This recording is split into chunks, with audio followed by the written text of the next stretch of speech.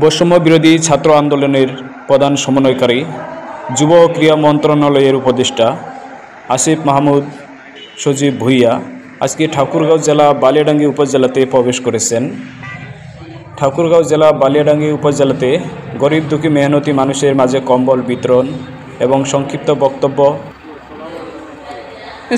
বক্তব্য শেষে বালিয়াডাঙ্গি উপজেলায় বিভিন্ন ধরনের অফিসিয়াল অ্যাক্টিভিটি দেশ উন্নয়নে এগিয়ে নিয়ে যাওয়ার জন্য বিভিন্ন স্থানে পরিদর্শন করেন।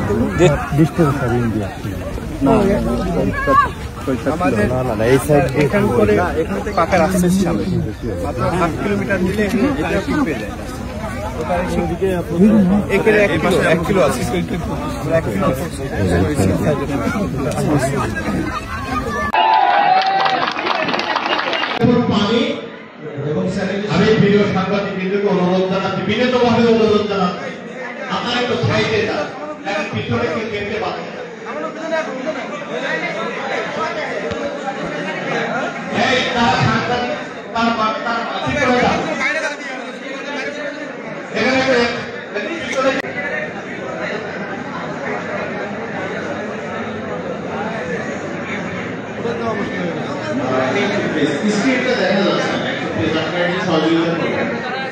দীর্ঘদিন ধরে স্যানিটেশন প্রকল্পের অভাব, ফলে ঠাকুরগাঁও জেলা সহ আমরা যদি একটা পাইলটিং স্যানিটেশন প্রজেক্ট নেই, যেখানে ইন্টেলিজেন্ট পাবলিক টয়লেট সহ বাজার, মাদ্রাসা, মসজিদ, মন্দির সব স্থানে যদি কমিউনিটি ল্যাট্রিন এবং কিছু হাউসফুল ল্যাট্রিন সহ একটা স্যানিটেশন প্রকল্প আমরা প্রস্তাবনা করছি। আরেকটা প্রস্তাবনা আমাদের আছে যে এই বালিয়াডাঙ্গি এবং পাশে রানীশঙ্কর পৌরসভায় কোনো ওয়াটার সাপ্লাই সিস্টেম এখনো পর্যন্ত নাই।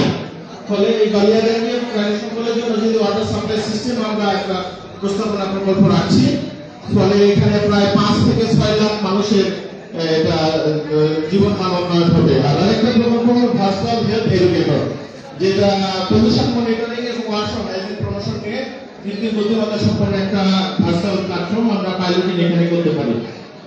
সবাইকে অসংখ্য ধন্যবাদ।